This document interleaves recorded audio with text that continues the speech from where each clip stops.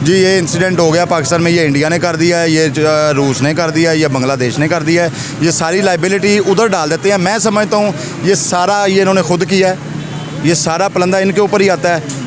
और आप फिर बदवाएं देना इंडिया को, देखें वो तो कह रहे हैं इंडिया ने करवाया है। इंडिया दिन ब दिन तरक्की टेक्नोलॉजिकल वाइज आप देखें, बड़ी बड़ी कंपनीज़ के सीईओ सारे इंडियंस हैं।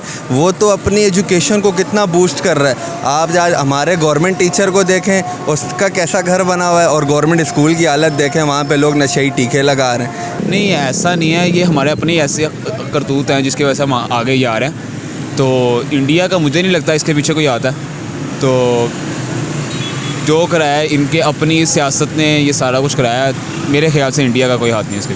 नमस्कार दोस्तों, मेरा नाम अनुज धीमान और आप देख रहे हैं नेशन ब्यूरो। पाकिस्तान के अंदर जो लोग हैं उनका कहीं ना कहीं मानना होता है कि पाकिस्तान के अंदर कुछ भी बुरा होता है तो उसमें भारत का हाथ होता है। अभी इमरान खान गिरफ्तार किया गया, उसके बाद में पूरा पाकिस्तान जला। तो वहाँ पर जो लोग हैं उनका कहना है कि इसमें आरएसएस और बीजेपी का हाथ है, इसमें पाकिस्तान की कोई गलती नहीं है।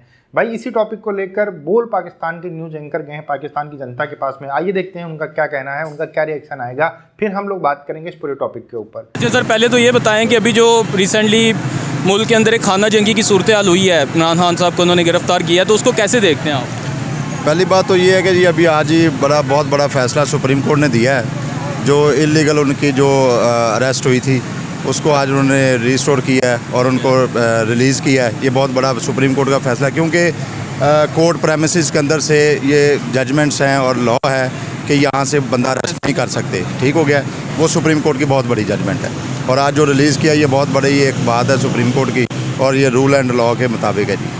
अच्छा, और दूसरी जो अभी हमारे स्पेशल जो एडवाइज़र हैं प्राइम मिनिस्टर के अताउल्लाह तारड़ साहब, उनकी स्टेटमेंट आई प्रेस कॉन्फ्रेंस में। उन्होंने कहा है कि जो करवा रहा है ना ये रॉ के और बीजेपी के जो लोग हैं इंडिया से आए हैं उन्होंने किया, हमारा तो कोई कसूर नहीं है। तो आप लोग अहम ही उनको मतलब बुरा भला कह रहे हैं। ये देखें, ये 75 ईयर्स हो गए हैं इस मुल्क को बने हुए, और ये शुरू से लेके जो भी कोई इस मुल्क में कोई इंसिडेंट होता है, ऐसा कोई होता है, तो उसमें ये बाहर की जो मुल्क हैं उनको इन्वॉल्व कर लेते हैं।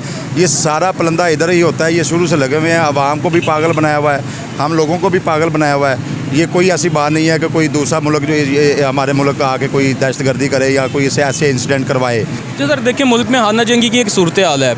अब डिफ़ॉल्ट के करीब हम पहुँचे हुए थे, डॉलर आपको पता है 300 क्रॉस कर गए, जो सारा सूरत हाल हुआ है उस पर इन लोगों को इतना ख्याल नहीं आ रहा कि ये इस तरह की स्टेटमेंट देते हैं। तो पाकिस्तान की क्या इमेज जाती है दूसरे ममालिक?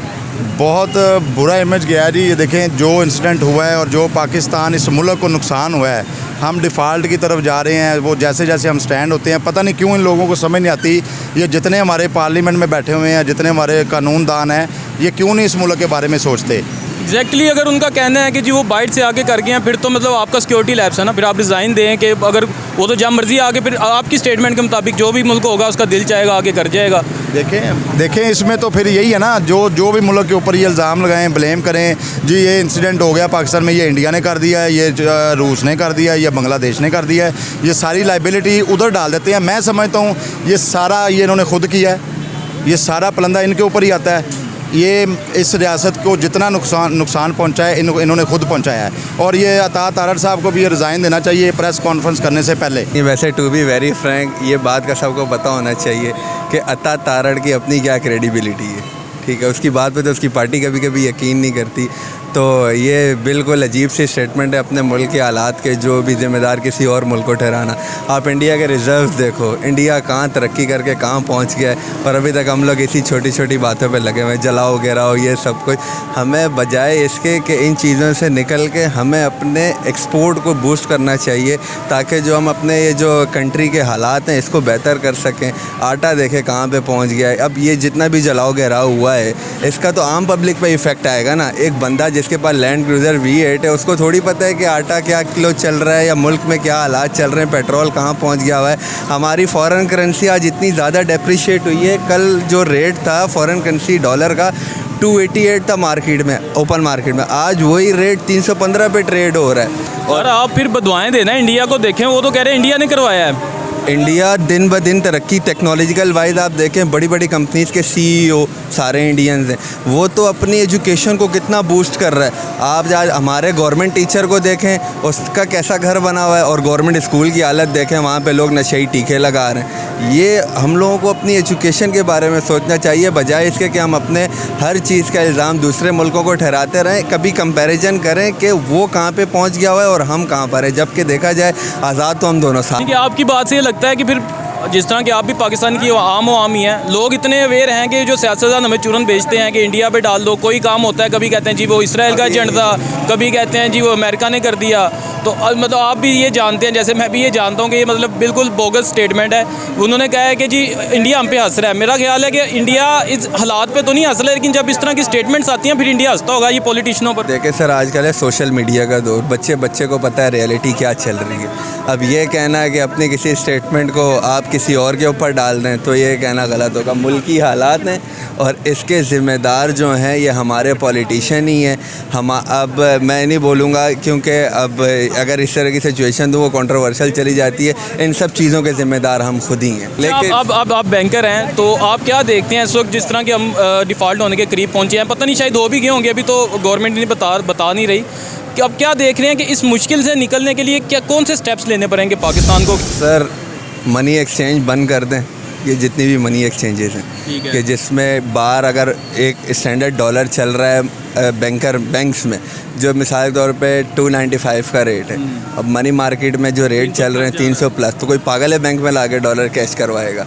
मैं समझता हूँ ये तो बड़ी रफसी स्टेटमेंट उन्होंने दी है, बहुत अजीब वाली है, अजीब बात है। ये तो इंडिया का इतना असर और रसूख है कि वो यहाँ पे ऐसे मामलात में मुदाखलत मैं करे। यही कहना चाह रहा था, तो प्रेस कॉन्फ्रेंस करने से पहले फिर उनको रिज़ाइन देना चाहिए था। अगर उनकी गवर्नमेंट सिटिंग गवर्नमेंट में वही हैं और आके कोई बाहर की मुल्की एजेंसी ऐसा कर जाती है, फिर तो मेरा ख्याल है उनके लिए शर्मनाक बात है। मैं कहता हूँ बहुत ज़्यादा, बल्कि हमारे सब के लिए बड़ी शर्मनाक बात है। फिर हमें तो उनके अंडर हो जाना चाहिए अगर इतनी वो पावरफुल हैं तो।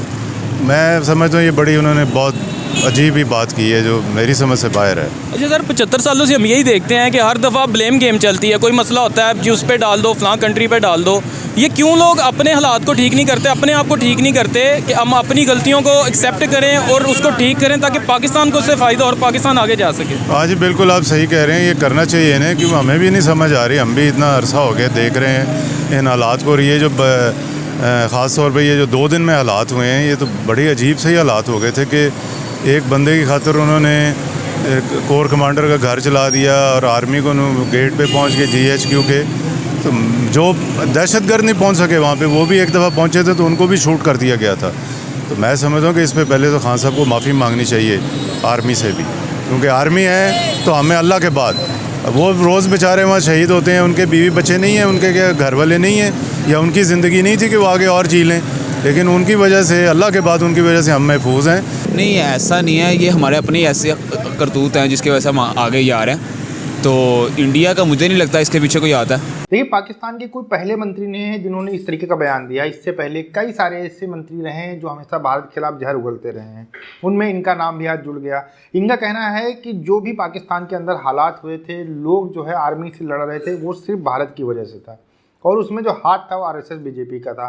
ये वही बात हो गई कि भैया आपके यहाँ कुछ भी हो जाए तो आप दूसरे के ऊपर इल्ज़ाम लगा दो, आप बरी होना चाहो। लेकिन पाकिस्तान की जनता भी समझ चुकी है, जैसा कि आप वीडियो के अंदर देख रहे थे, सब लोग ये कह रहे थे ये बात बिल्कुल झूठ है। इमरान खान को गिरफ्तार जो किया वहाँ की आर्मी ने, वहाँ के जो गवर्नमेंट थे उसने किया, और जो लोग रोड के ऊपर आए जिन्होंने आर्मी वालों का घर फूका, आर्मी वाला जो एरिया होता है वहाँ घुस गए। इसके अलावा जो आर्मी को धमकी दे रहे थे कि हम पूरा पाकिस्तान जला देंगे, हम आपको भी ख़त्म कर देंगे, वो पाकिस्तान के लोग थे, वो भारत के लोग नहीं थे। ये लोग बड़ी बड़ी बातें करते हैं, लेकिन कभी भी अपने यहाँ पर जो दिक्कतें होती हैं उनको सॉल्व करने की कोशिश नहीं करते हैं, और जब वो उनसे सॉल्व नहीं होती हैं तब वो कह देते हैं कि अमेरिका की साजिश है, भारत की साजिश है। इस तरीके के उल जुलूल जो है बयान पाकिस्तान के जो नेता हैं और वहाँ के जो आर्मी पर्सन वो देते रहते हैं। पाकिस्तान के लोग समझ चुके हैं कि वहाँ की जो आर्मी है और वहाँ की जो गवर्नमेंट है वही लोग जिम्मेदार हैं सारी सिचुएशन के लिए, भारत से इसका कोई लेना देना नहीं। वीडियो कैसा लगा हमें कमेंट सेक्शन में जरूर बताइएगा। मिलते हैं नए वीडियो के साथ। नमस्कार, धन्यवाद।